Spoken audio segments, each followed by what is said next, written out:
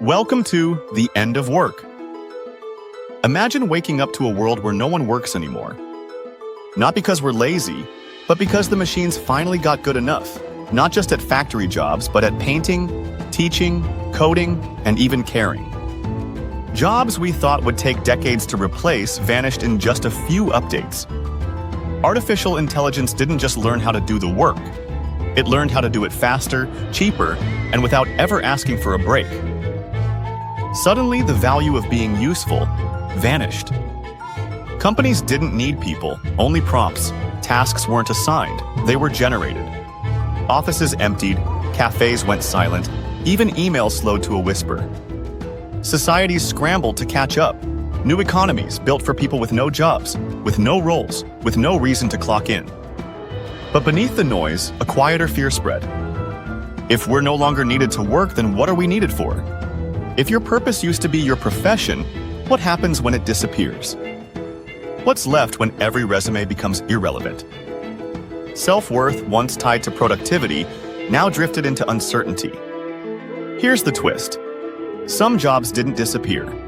Not because machines couldn't try, but because they couldn't understand why those jobs mattered.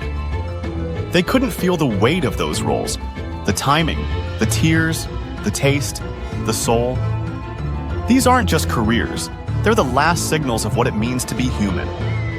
Not because they resist automation, but because they transcend it. In this video, we explore the 8 human jobs that artificial intelligence may never replace.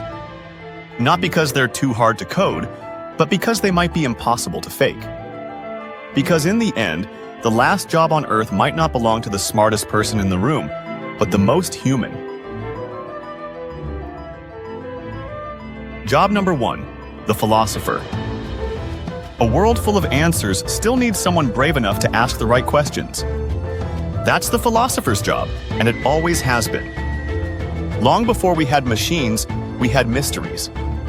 We wondered who we are, why we're here, what matters, and what happens when we're gone. Today, machines can process more data than any human ever could, but they still don't know what to do with pain, or love, or death. They don't feel awe at a sunrise. They don't wrestle with morality. They don't question the meaning of progress. They don't wonder if they should exist. Philosophy isn't about solving problems. It's about understanding the weight of the questions we ask. In a world driven by rapid innovation, the philosopher is the one who slows down, who pauses to ask, what are we really building?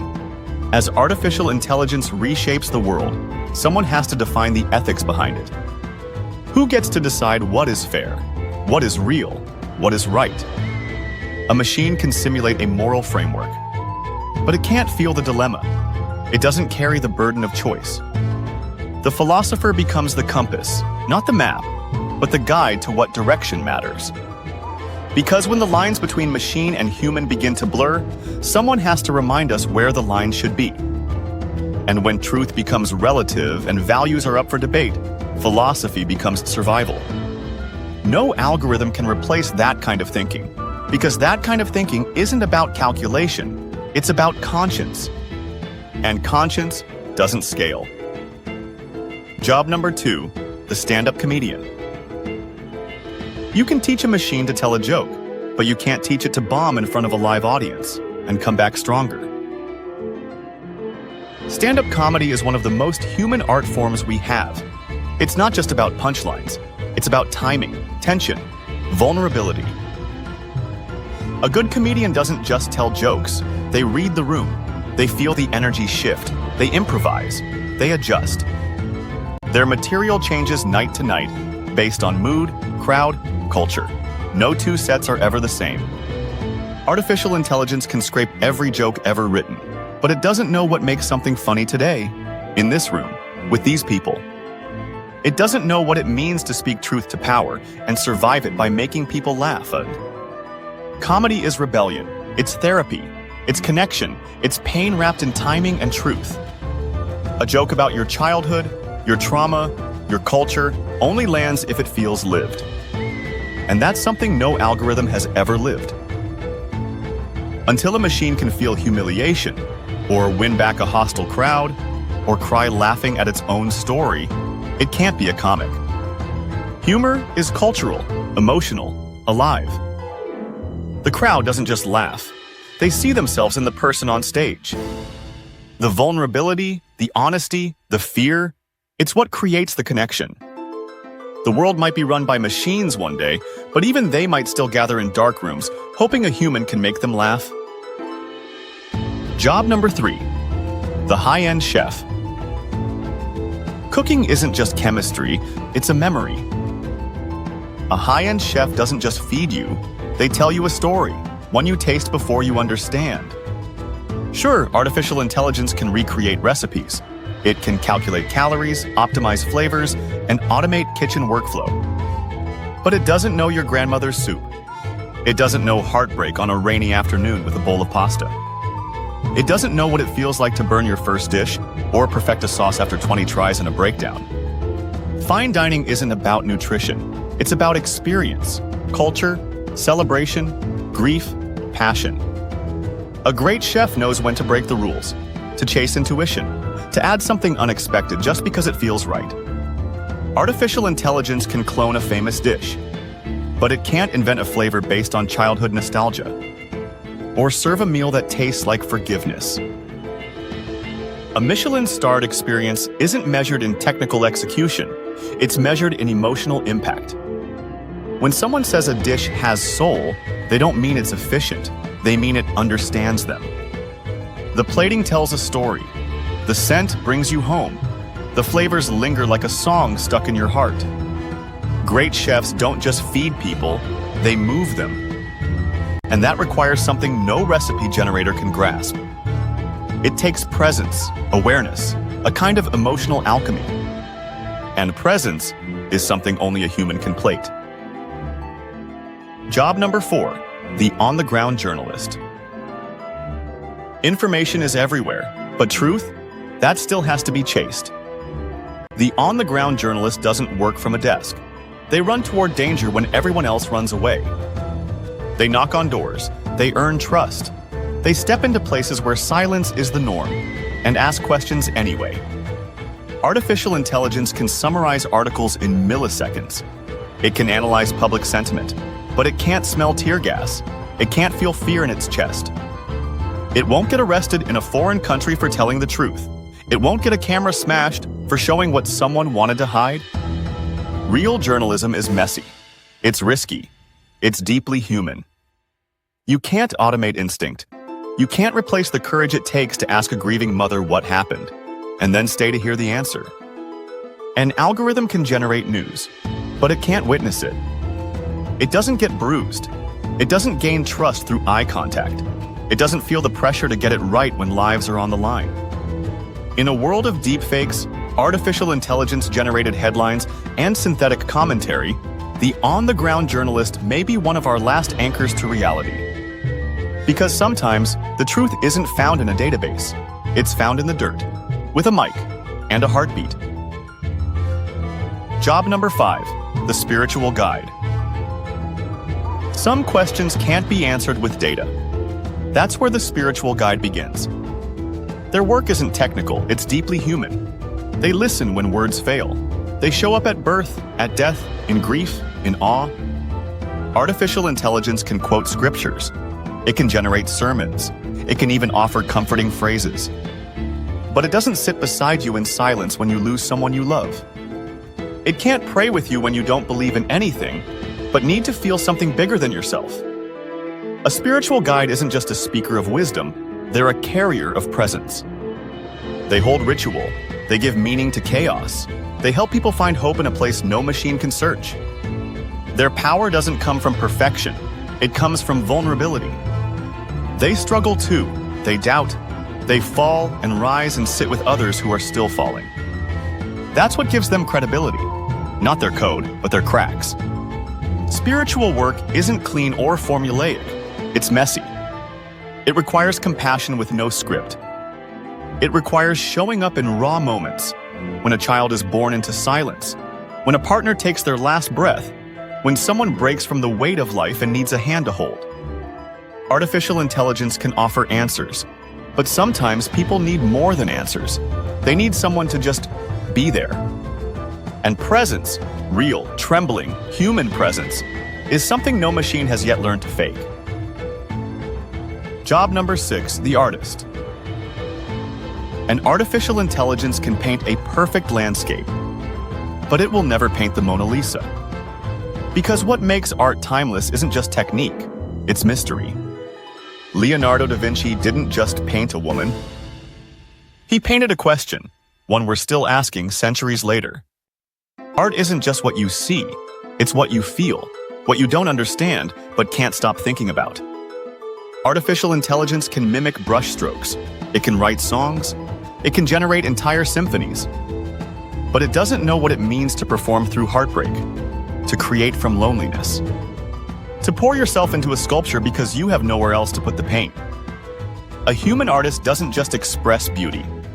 They express struggle, confusion, defiance, longing. Art is the rebellion against silence, and performance is connection through vulnerability.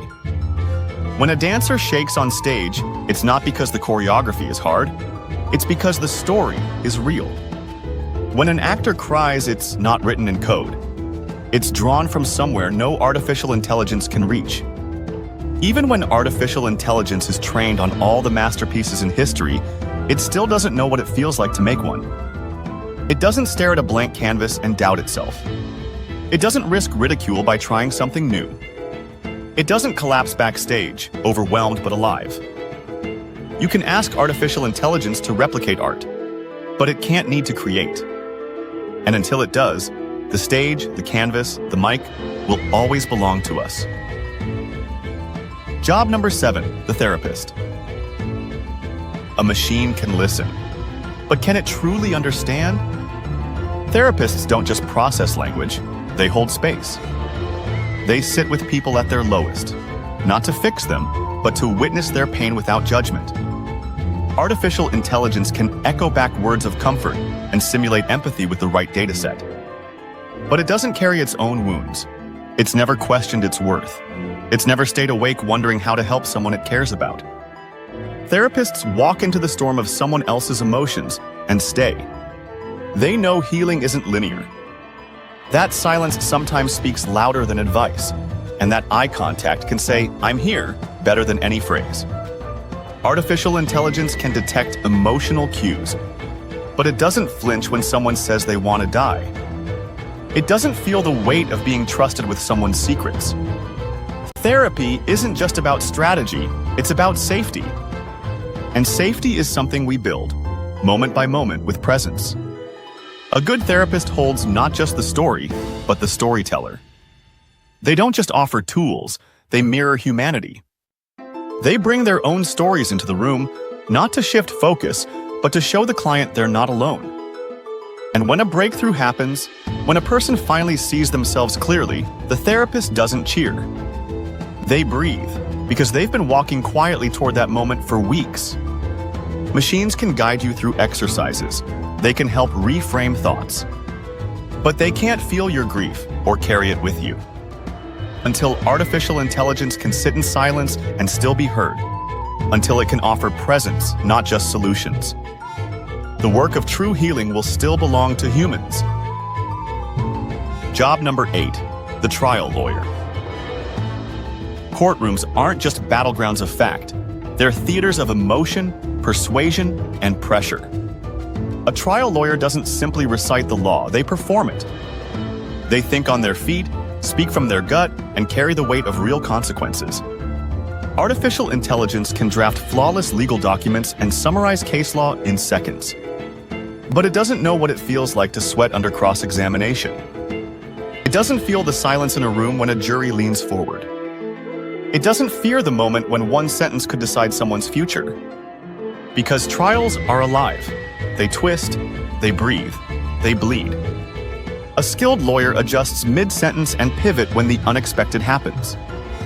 They sense when a witness is holding back, they know how to press or how to wait. They don't just build arguments, they build belief. Artificial intelligence can't feel injustice in its bones. It doesn't know what it means to fight for a client because you believe in them. To stand in front of strangers and tell a story so powerful, it changes lives. Jury trials are deeply human affairs. Bias, doubt, hope, rage. These are not bugs in the system. They are the system. You can't program for a parent who's lost a child or automate a closing argument that draws tears. A great lawyer wins not just by logic, but by presence, by voice, by conviction. Until a machine can walk into a courtroom and feel what's at stake, and until it can win justice by swaying human heart, the trial lawyer will stay. Not because artificial intelligence isn't smart enough, but because justice, at its core, is still a human story. The last job may be you. The machines, they write, they build, they learn, they even imagine. They're coming for everything, not out of malice, but out of design. And efficiency always wins, until it doesn't. Because while artificial intelligence can outperform us in almost every measurable task, there's still something it can't touch: the meaning. Jobs used to be about survival, then identity, then purpose. And as automation sweeps the board, the question isn't just what job is left, it's why any job matters at all. Philosophers, comedians, chefs, therapists, artists, spiritual guides, journalists, lawyers. These aren't just careers, they're reflections of connection, reflections of presence and humanity. The last job on Earth won't belong to the one who knows the most, or the one who works the fastest. It'll belong to the one who feels, because the future doesn't need more productivity. It needs more perspective. It needs courage to ask the hard questions, vulnerability to tell the awkward truths, imagination to see beyond the binary. It needs you, not the version optimized for output, but the version that cares, that stumbles and grows. The version that stands in a world of perfect machines and still chooses to show up with soul. So if you're worried about being replaced, maybe the better question is, what part of you can't be cloned? Because the last job might not be listed on LinkedIn or come with a title or a salary. It might just be the oldest role in history, to be human, and that is not replaceable. Thanks for stepping by. If you like more videos about AI, please subscribe and stay curious.